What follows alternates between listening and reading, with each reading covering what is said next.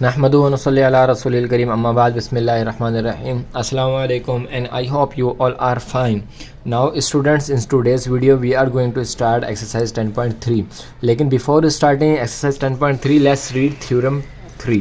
तो पहले last video में आपको कहा था कि आप थ्योरम 3 को एक बार पढ़ लें, तो आपने शायद पढ़ लिया होगा, लेकिन हम एक बार आपको इसमें एक और चीज़ दिखा देते हैं और अच्छी तरह इसको दोबारा से देख लेते हैं। कह रहे हैं कि if two lines intersect each other, अगर दो लाइंस आपस में एक दूसरे को काट रही हैं, ये इसको काट रही है और ये इसको काट रही है, then the opposite vertical angle are congruent, तो ऑपोजिट वर्टिकल एंगल जो होंगे वो कॉन्ग्रेंट होंगे। तो ऑपोजिट वर्टिकल एंगल्स कौन से होते हैं, ये सारी चीज़ें जो हैं हम पीछे हमने एक एक्सरसाइज पढ़ी थी, उसमें हमने पढ़ा था।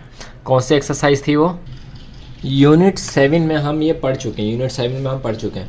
तो एक बार आपको फिर से दिखा देते हैं। तो यूनिट 7 में हमने कुछ इस तरह की चीज़ें पढ़ी थी कि linear pair, corresponding angles, vertically opposite angle. Vertically opposite angle हमारे पास क्या आता है, एक बार इसको दोबारा से देख लेते हैं कि अगर हमारे पास एंगल 1 है और एंगल 3 है, एंगल 1 और एंगल 3, तो एक दूसरे के क्या होंगे, ये वर्टिकल ऑपोजिट एंगल होंगे। तो इसमें भी इसी तरह हम कर लेते हैं, अगर ये एंगल 1 है, ये एंगल 2 है, ये एंगल 3 है, तो ये दोनों इसको देख लेते हैं। अगर ये एंगल 1 है और ये एंगल 2 है, तो ये दो वर्टिकली ऑपोजिट जो एंगल होंगे ये क्या होंगे, एक दूसरे के इक्वल होंगे। और जो ये वाला एंगल है और ये वाला एंगल है, ये दोनों राइट एंगल मिलके कितने का बनाएंगे, 180 डिग्री का बनाएंगे। देखें, एंगल 1 और एंगल 2 मिलके कितने का बनाएंगे, 180 का बनाएंगे। तो वो जो वर्टिकली ऑपोजिट एंगल होंगे वो एक दूसरे क्या होंगे, इक्वल होंगे। तो जब इंशाल्लाह इसके ऊपर बात आएगी तो हम दोबारा से इसको एक बार फिर से देख लेंगे। तो यहाँ पे यही बता रहे हैं कि वर्टिकल ऑपोजिट एंगल जो होते हैं वो एक दूसरे के इक्वल होते हैं। Given two lines A B and C D intersect at point 0, A B और सी डी पॉइंट 0 पे एक दूसरे को इंटरसेक्ट कर रही है। प्रूफ क्या करना है, प्रूफ ये करना है कि एंगल बी और सी कॉन्ग्रेंट है। इक्वल नहीं पढ़ते, इसको पढ़ते हैं कॉन्ग्रेंट। सही, इसको क्या पढ़ते हैं, कॉन्ग्रेंट। इक्वल का साइन और उसके ऊपर अलिफ मद्दा लगा दिया तो ये कॉन्ग्रेंट बन जाता है। कॉन्ग्रेंट का मतलब भी इक्वल होता है, लेकिन ज्योमेट्री में इसे हम इक्वल नहीं, इसको हम कॉन्ग्रेंट पढ़ते हैं। तो angle B O C congruent to angle A O D, angle B O C congruent है एंगल ए और डी के, बिल्कुल सही है, यानी कि बराबर हैं, बराबर एक दूसरे के इक्वल हैं, बराबर हैं। और angle A O C, angle A O C congruent to angle B O D, ये भी सही है। तो ये क्या है, एक दूसरे के एंगल है। क्यों है ये देख लेते हैं। इन्होंने यहाँ पे कुछ हमें दिया हुआ है, क्या दिया हुआ है कि मेजरमेंट एंगल ए ओ सी को अगर प्लस करें मेजरमेंट एंगल बी ओ सी के साथ तो ये 180 के डिग्री के बराबर बनेंगे। थोड़ा इसको तेज़ी में लेके चलते हैं। 180 के बिल्कुल सही है कि अगर हम इस वाले एंगल को और इसको प्लस करें किसके बराबर बनेंगे, 180 डिग्री के बराबर बनेंगे। और अगर एंगल ए ओ डी और एंगल ए ओ सी को प्लस कर लें तब भी ये 180 डिग्री के बराबर बनेंगे। तो ये दोनों भी किसके बराबर बनेंगे, नीचे वाले भी 180 के बराबर बनेंगे, ऊपर वाले भी 180 डिग्री के बराबर बनेंगे। तो एंगल ए ओ सी में अगर जमा कर लें एंगल बी ओ सी तो ये बराबर हो जाएंगे एंगल ए ओ डी के और एंगल ए ओ सी के, बिल्कुल सही। जब ऊपर वाला 180 डिग्री के बराबर है तो नीचे वाला भी जाहिर सी बात है 180 डिग्री के बराबर है। जब दोनों बराबर हैं तो दोनों एक दूसरे के इक्वल हैं। तो angle B O C is equal to हो जाएगा एंगल ए ओ सी के। सही है, ये सब इक्वेशन यहाँ पे रीजन यहाँ पे लिखे हैं मैं। और B O C is congruent to A O D, और simply we can prove that angle A O C is congruent to angle B O D.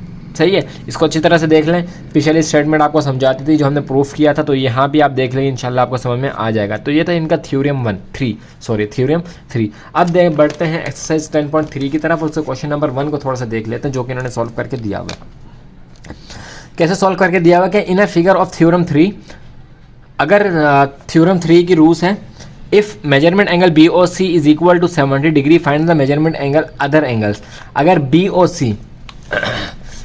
सी कितने का, 70 का है, तो दूसरे एंगल भी फाइंड करो। तो बिल्कुल आसान है। देखो वर्टिकल, इसका जो वर्टिकल ऑपोजिट होगा कौन सा होगा, ये वाला होगा। तो ये बी ओ सी ये 70 का, तो ये कितना होगा, 180। इन दोनों को प्लस करें तो 180 के बराबर है। ये 70 है तो 70 में से 180 माइनस कर दो, जितने का बनेगा 120 का, तो ये कितने का होगा, 120 का हो जाएगा, सॉरी 110 का हो जाएगा। अगर ये 70 है तो ये कितने का होगा, 110 का होगा। जब ये 110 का होगा तो इसका जो वर्टिकल ऑपोजिट एंगल होगा वो भी 110 का होगा, और दूसरा इसका जो ऑपोजिट वर्टिकल एंगल होगा वो 70 का होगा। तो इस तरह से जो है हम इसके एंगल को फाइंड कर लेंगे। इसी तरह यहाँ पे देख लेते हैं कि यहाँ पे ये क्या कह रहे हैं। Comment in the previous exercise we use theorem 1, हमने प्रीवियस एक्सरसाइज में जो थ्योरम 1 को यूज़ किया था टू फाइंड अदर एंगल, दूसरे एंगल्स को फाइंड करने के लिए। Because unit until then we had not learned theorem 3, क्योंकि उस वक्त हमने जो है थ्योरम 3 को नहीं पढ़ा था, तो हमने थ्योरम 1 की मदद से ही जो है एंगल्स को फाइंड किया था। But now we can use theorem 3 together with theorem 1। तो अब जो है हम थ्योरम 3 के साथ साथ थ्योरम 1 भी यूज़ कर सकते हैं एंगल फाइंड करने के लिए। तो सोल्यूशन उन्होंने दिया हुआ है, सोल्यूशन को थोड़ा सा देख लेते हैं। कह रहे हैं कि measurement angle A O D, measurement angle A O D is equal to measurement angle B O C, जो कि कितने देखें ए ओ डी, सही है, और बी ओ सी, ये दोनों किसके बराबर है? 70 डिग्री के बराबर है। दोनों किसके बराबर हैं? 70 डिग्री के बराबर है बाय थ्योरम 3। क्यों थ्योरम 3 के बराबर? क्योंकि वर्टिकल ऑपोजिट क्या होते हैं? एक दूसरे के इक्वल होते हैं। वर्टिकल ऑपोजिट क्या होते हैं? एक दूसरे के इक्वल होते हैं। तो ए ओ डी और बी ओ सी, यानी कि ये वाला एंगल, इस तरफ वाला एंगल और ये वाला एंगल वर्टिकल ऑपोजिट है। तो अगर ये 70 है तो ये भी क्या होगा? 70 होगा। ये 70 है तो ये भी क्या होगा? 70 होगा। देखें इधर, ये वाला एंगल और ये वाला एंगल एक दूसरे के वर्टिकल ऑपोजिट है। तो अगर ये 70 है तो वर्टिकल ऑपोजिट एंगल क्या होता है? एक दूसरे के इक्वल होते हैं। तो ये 70 है तो ये वाला एंगल भी क्या होगा? 70 होगा। यहाँ पे एंगल, यहाँ पे अगर ये वाला एंगल 70 है तो ये वाला एंगल भी क्या होगा? 70 होगा। तो ये 70, ये वाला कितना? 110 है, तो ये 110 है, इसका वर्टिकल ऑपोजिट क्या है? ये वाला है, तो ये भी क्या होगा? 110 ही होगा। बस यही चीज़ जो है हमने लिख के जो है साबित करनी है। चलें bye theorem 3 and AOC is by supplementary angle of BOC, और ये सप्लीमेंट्री एंगल है किसका? BOC का। BOC का सप्लीमेंट्री एंगल है, इसका मतलब है कि 70 को अगर हम प्लस करेंगे किसी ऐसी वैल्यू के साथ कि हमें BOC मिल जाए तो 180 के बराबर होने चाहिए। तो therefore measurement AOC is equal to 180 minus 70 is equal to 110। तो कितने का हो गया? 110 का हो गया बाय थ्योरम 1 के हिसाब से। एंड मेजरमेंट एंगल BOC के measurement angle BOD is equal to 110 by theorem 3 के एतबार से। दोनों तरह से जो है इन्होंने को साबित करके दे दिया। अब आते हैं क्वेश्चन नंबर 2 की तरफ। अगर आपको समझ आ गई तो बहुत अच्छी बात है, अगर नहीं समझ आए तो काइंडली वीडियो को दोबारा से देखें। इंशाल्लाह आसान चीज़ें आप ज़्यादा अच्छी तरह से समझ में आ जाएगी आपको। अच्छा, थोड़ी सी मुश्किल भी हैं ये चीज़ें, लेकिन ये क्या आसान है, थोड़ा सा जहन लगाएंगे तो इंशाल्लाह ज़रूर आपको समझ में आ जाएगी। बाकी जो बची कुछ इंशाल्लाह हम आने वाली जो आगे एक्सरसाइज उसमें हम समझ लेंगे। कह रहे हैं कि draw 2 lines intersecting one another at the angle of 30 degree पे। ऊपर वाला 70 डिग्री पे कर रहा था, ये 30 डिग्री पे क्या कर रहा है? काट रहा है। Find the measure remaining angles as discussed above. तो आपने फाइंड करना है बाकी रिमेनिंग एंगल को, जैसे हमने ऊपर डिस्कस कर लिया। फिगर हम यही वाली ले लेते हैं और इसको भी हम फाइंड करते हैं। इसमें हमारे पास क्या है? एंगल को काट दिया इन्होंने, सही है। चलें, और क्वेश्चन 2 है, चलें इसको सॉल्व कर लेते हैं। चलें जी, क्वेश्चन नंबर 2। एक एंगल दिया है इन्होंने कितने डिग्री का? 30 डिग्री का, सही है। बाकी एंगल जो हमने फाइंड करने, तो अगर एक एंगल फॉर एग्जांपल ये O है, AOD इन्होंने दिया है कितना? 30 डिग्री का। इसको हम कह देते हैं फॉर एग्जांपल इन्होंने हमें ये वाला एंगल दिया है 30 डिग्री का। तो बाकी जो एंगल है वो फाइंड करना है। तो इसका वर्टिकल ऑपोजिट क्या है? ये है, तो ये भी कितने का? वो 30 का होगा। जब ये 30 का है, ये भी 30 का है, तो इसको राइट एंगल जब बनाएंगे तो राइट एंगल आपको पता है कि 180 डिग्री का होता है। ये सप्लीमेंट्री एंगल है इसका, ये 30 का है, तो 180 में से माइनस कर दें 30, तो ये 150 का बन जाएगा। अब इसी चीज़ को हमने जो है वो साबित करना है। ज़ुबानी हमने बता दिया, अब हम इसी चीज़ को जो है साबित कर लेते हैं। तो सोल्यूशन लिखा, सोल्यूशन लिखने के बाद हम कह देते हैं कि मेजरमेंट एंगल AOD में अगर हम प्लस कर लें मेजरमेंट एंगल BOC को, तो ये बराबर होने चाहिए कितने के? 180 डिग्री के। 180 डिग्री के बराबर ये होने चाहिए। मेजरमेंट एंगल AOD में अगर हम प्लस कर लें मेजरमेंट एंगल BOC को, तो कितने के बराबर होना चाहिए? ये 180 डिग्री के बराबर होने चाहिए। तो AOD फॉर एग्जांपल है 30 डिग्री का, फॉर एग्जांपल नहीं बल्कि इन्होंने दिया हुआ है कितने डिग्री का? 30 डिग्री का है। तो इसमें हम कितना प्लस करें कि हमारे पास आ जाए? तो हमने कहा 150, अगर हम इसमें प्लस कर लें तो हमारे पास कितना हो जाएगा? 180 डिग्री के बराबर ये हो जाएगा। तो measurement angle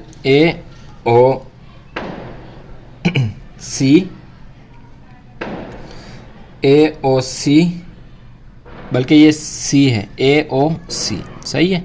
measurement angle AOC में अगर हम इसको उस तरफ ले जाएं, सही है, इसको हम उस तरफ ले जाएं तो ये आ गया 180 माइनस 180 में से माइनस कर दें 30, तो कितना आ जाएगा 150 डिग्री। तो यही तो हमने इनको साबित करना था और यही हमने इनको साबित करके दे दिया। चाहे इस तरह कर लें या इस तरह कर लें, बात एक ही है। AOC फॉर ये वाला ले लें, ये वाला एंगल, बल्कि ये वाला है ना, ये वाला ले लें 30 डिग्री का। सही है, इसको हटा दें, ये 30 डिग्री का है। ये वाला BOC कितने का है हमारे पास, ये है हमारे पास 150 का। ये 150 का है तो इसका ऑपोजिट राइट एंगल भी 150 का होगा। ये 30 का है तो इसका opposite vertical angle, sorry right angle नहीं, वर्टिकल एंगल कितने का होगा, 30 का होगा। ये इसका आंसर है। तो ये था क्वेश्चन नंबर 2, बहुत ही आसान। चलते हैं इसके नेक्स्ट क्वेश्चन नंबर 3 की तरफ और उसको भी सॉल्व कर लेते हैं। क्वेश्चन नंबर 3 कह रहे हैं कि इन दिस फिगर, यानी कि जो तस्वीर बना के दिए इसमें, in this figure angle 1 congruent to angle 3, prove that angle 2 is congruent to angle 4। यानी कि अगर ये एंगल 1 कॉन्ग्रेंट है एंगल 3 के, तो साबित करेंगे एंगल 2 भी कॉन्ग्रेंट है किसके, एंगल 4 के। हिंट दिए first proof angle 2 congruent to angle 1। सबसे पहले ये साबित करेंगे एंगल 2 कॉन्ग्रेंट है एंगल 1 के, and then congruent angle 3 is congruent to angle 4 theorem 1 के ज़रिए से। Then use axioms 3 since angle 1 congruent to angle 3 is given. चले जी, तो इसको सबसे पहले जो हम सॉल्व कर लेते हैं। क्वेश्चन नंबर 3 है, सोल्यूशन लिख लिए। गिवन क्या था कि 2AB और CD, हमने नाम दे दिए इसको AB और CD के नाम दे दिया हमने। 2 लाइन AB एंड CD है और इंटरसेक्ट का हो रही है कहाँ पे, O के ऊपर। यहाँ पे ये भी O के ऊपर इंटरसेक्ट हो रही है, ये भी O के ऊपर इंटरसेक्ट हो रही है। अब हमने एंगल AOB कॉन्ग्रेंट है एंगल AOD, खुद हमने अपनी तरफ से नाम दे दिए कि BOC और AOD कॉन्ग्रेंट है, और AOC और BOD क्या हैं, आपस में कॉन्ग्रेंट है। हमने इनको नाम दे दिए। अब यही जो है हमने एंगल 1 और एंगल 2 नहीं दिया बल्कि नाम दे दिए। अब हम जो है इसको प्रूव करेंगे। तो वही स्टेटमेंट होगी और रीज़न होगा, इसको इससे हम सॉल्व कर लेते हैं। तो देखें, अगर मेजरमेंट एंगल AOC में जमा करें मेजरमेंट एंगल BOC को, तो ये बराबर होने चाहिए किसके, 180 डिग्री के। सही है, क्यों बराबर होने चाहिए, बाय थ्योरम 1, बाय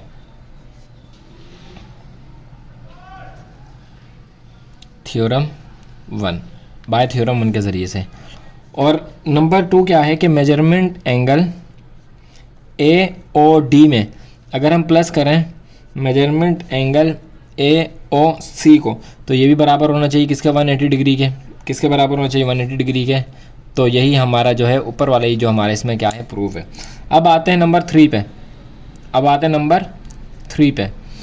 नंबर 3 पे क्या कि मेजरमेंट एंगल AOD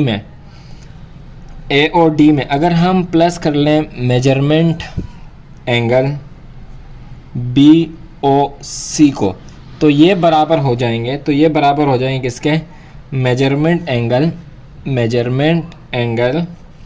AOD के, और इसमें और ये बराबर हो जाएगा किसके, ये वाला एंगल। यानी कि इन दो को प्लस करें तो इस एंगल के बराबर हो जाएंगे, और ये एंगल बराबर हो जाएगा किसके, measurement angle AOD plus measurement angle AOC के। सही है। और नंबर 6, अच्छा ये क्यों होगा, देखें ट्रांसिटिव, अच्छा इसको यहाँ पे लिख लेते हैं, ट्रांसिटिव प्रोपोर्शन ऑफ इक्वेशन के ज़रिए से। सही है। नंबर 4 में क्या है, नंबर 4 में मेजरमेंट एंगल BOC को C बराबर है मेजरमेंट एंगल AOD के, BOC बराबर है AOD के। और नंबर 5 और क्या, और मेजरमेंट एंगल BOC बराबर है मेजरमेंट, अच्छा मेजरमेंट नहीं लिखते, सिर्फ एंगल लिख देते हैं, एंगल AOD के। सही है। BOC बराबर है A और D के, BOC बराबर है A और D के। मेजरमेंट एंगल और यहाँ पे सिर्फ एंगल, वहाँ पे मेजरमेंट एंगल है और यहाँ पे सिर्फ एंगल है। और इसने नंबर 5 में क्या है, नंबर 5 में और नंबर 4 में कर देते हैं। नंबर 4 में लिख देते हैं हम कैंसलिंग, कैंसलिंग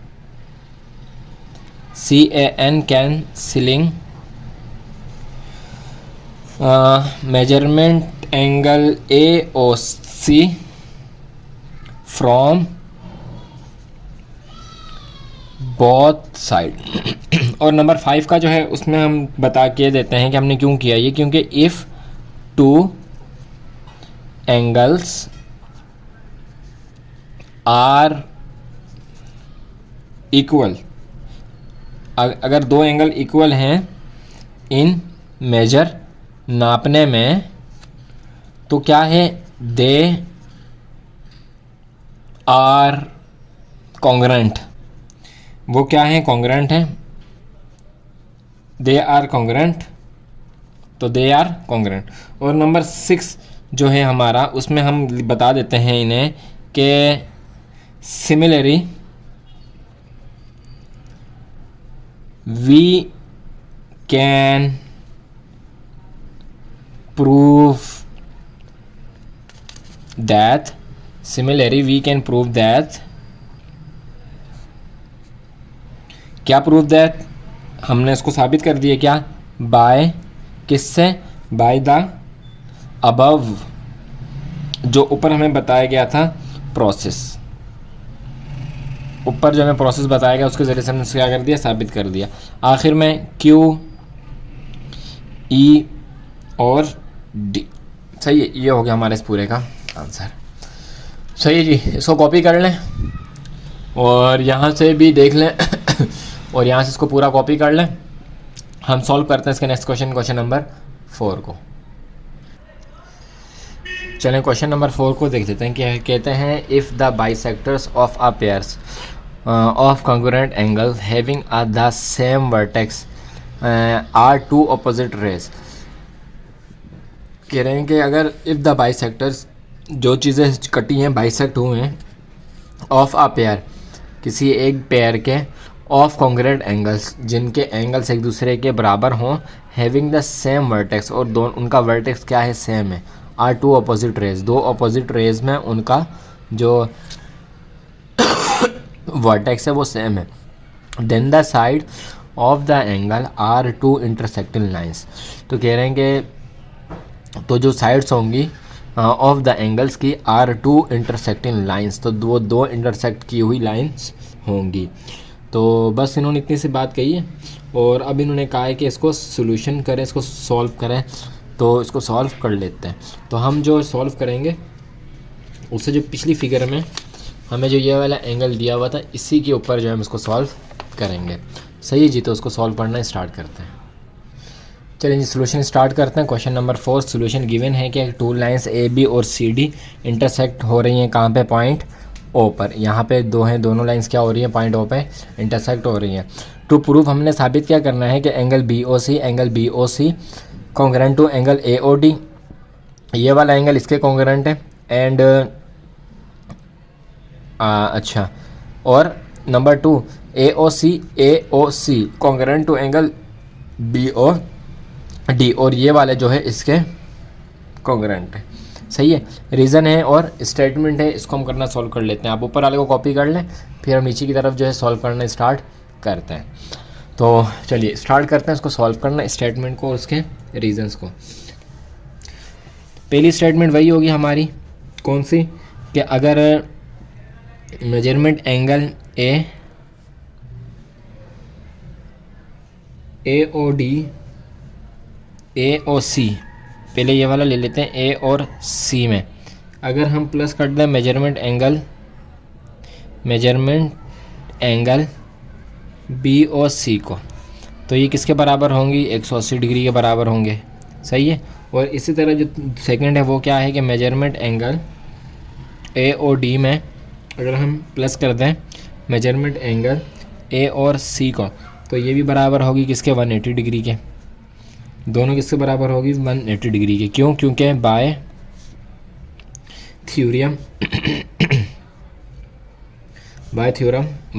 थ्योरम वन, और ये वाला भी थ्योरम 1 के ज़रिए से। नंबर 3 देख लेते हैं। नंबर 3 में क्या है कि अगर एंगल ए ओ सी में हम प्लस कर दें मेजरमेंट एंगल बी ओ सी, तो ये बराबर हो जाएगा। तो ये बराबर हो जाएगा किसके बराबर हो जाएगा? Measurement angle A O D के, और ये बराबर हो जाएगा measurement angle A O D plus measurement angle A और सी के। सही है। और नंबर 4 में क्या है, इसकी स्टेटमेंट क्या है? इसकी स्टेटमेंट वही है, वही वाली जो हमने पीछे लिखी थी। कौन से वाली? ट्रांसिटिव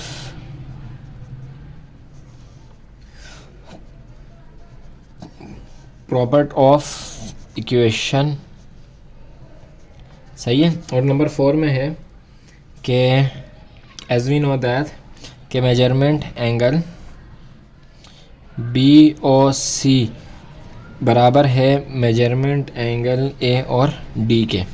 ये क्यों हमने साबित किया? ये हमने इसलिए किया कैंसिलिंग मेजरमेंट ए ओ सी, वही वाला cancelling measurement angle A O C from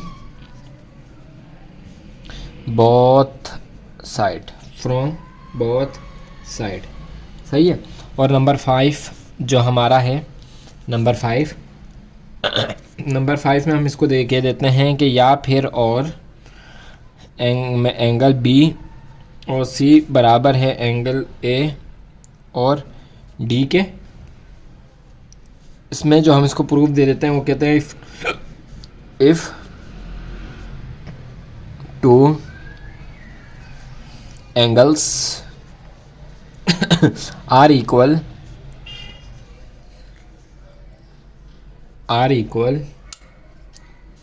in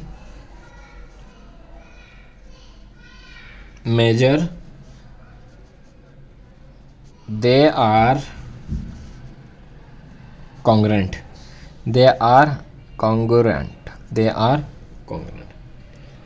और नंबर 6 में हमारी जो लास्ट है उसमें हम कह देते हैं similarly we can prove that हमने जो है अपनी बात को साबित कर दिया, by the above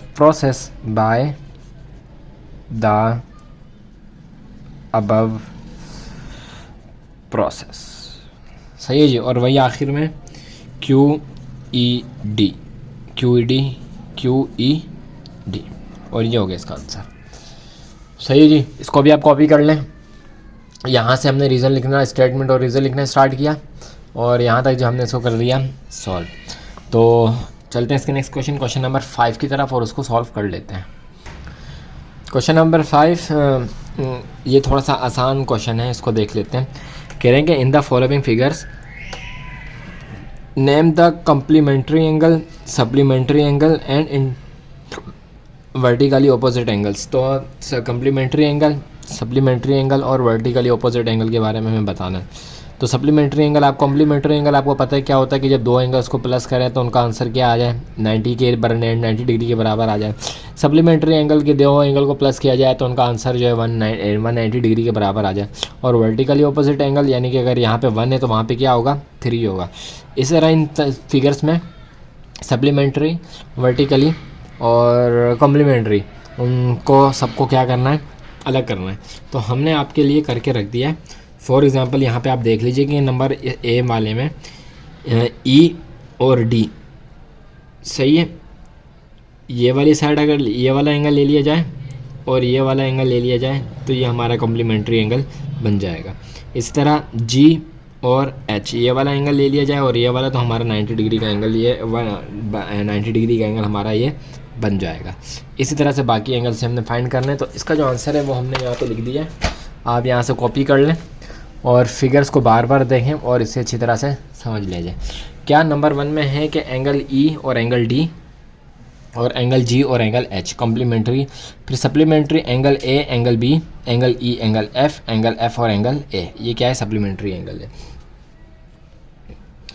इसी तरह वर्टिकली ऑपोजिट ए और ई वर्टिकली ऑपोजिट है। सेकंड बी और एफ जो है वर्टिकली ऑपोजिट एंगल है। इसी तरह फिगर नंबर 2 में भी आंसर ये angle E, angle C, angle D, angle F, angle E, angle D, angle D, angle E, angle F, angle A, angle B, angle G, angle H, angle E, angle F, angle D, angle E. और figure number 3 में भी answer जो है यहाँ पे बता देते हैं।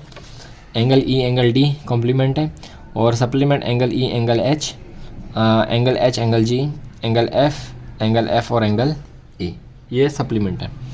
Angle E, angle G, angle H और एंगल एफ, ये क्या? वर्टिकली ऑपोजिट एंगल है।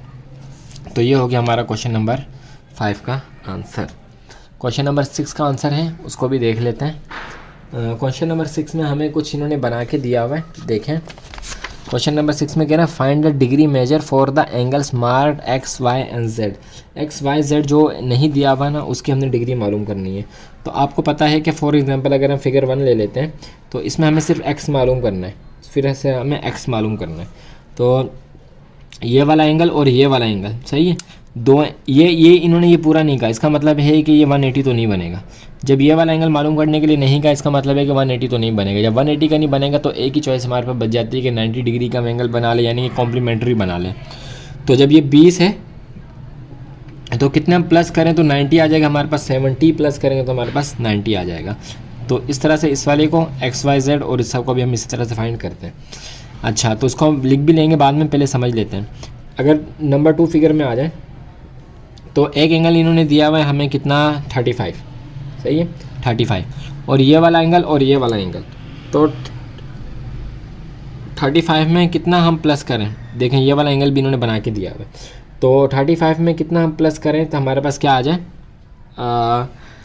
180 डिग्री आ जाए, क्योंकि इसमें इन्होंने ये वाला एंगल भी हमें बना के दिया हुआ है। तो 180 डिग्री लाने के लिए 35 में 35 में हम बल्कि 90 का बनाएंगे, 90 का बना लेते हैं। 1 मिनट प्लस कर लेते हैं। 35 में अगर हम प्लस करते हैं, सही है 90 का बनेगा ये भी, क्योंकि ऊपर वाला एंगल भी इन्होंने हमें नहीं दिया 35 का, तो ये वाला एंगल कितने का होगा? ये वाला एंगल ज़ाहिर सी बात है 55 का होगा, सही। 35 और 55 90 डिग्री के बराबर हो जाएगा। जब ये वाला y जो है, ये y हमारे पास 55 का है, तो इसका ऑपोजिट वर्टिकल एंगल भी कितना होगा? 55 का होगा। तो ये x भी हमारे कितने का होगा? 55 का होगा। इसी तरह से नंबर 3 पे आ जाते हैं। नंबर 3 में ये हमें दिया हुआ है 30, ये हमें दिया हुआ है 30, और अगर हम x की बात करें तो ये x ये ऊपर वाला है, सही है, और ये वाला ये दो एंगल्स हैं हमारे पास। तो अगर ये 30 है, अगर ये वाला 30 है, तो 30 में हम कितना प्लस करें? 30 में अगर हम प्लस कर लेते हैं, 1 मिनट, 70, और 70 में अगर हम प्लस करते हैं 120, सही है।